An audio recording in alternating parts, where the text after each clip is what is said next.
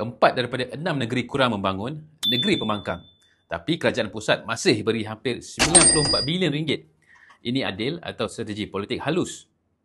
Dalam RMK 13, kerajaan umum peruntukan RM430 bilion untuk pembangunan negara.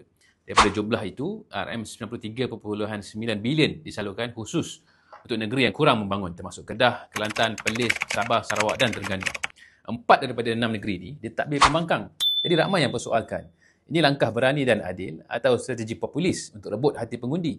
Sebab negara tak boleh maju kalau separuh rakyatnya masih terperangkap dalam kitaran kemiskinan. Pembelanjaan pembangunan ini termasuklah infrastruktur, pendidikan, kesihatan dan kawalan industri baharu. Semua ini akan bantu buka peluang pekerjaan dan tarik pelaburan keluar Lembah Kelang. Walau bagaimanapun, pembangunan bukanlah sekadar soal peruntukan. Ini soal kecekapan mentadbir.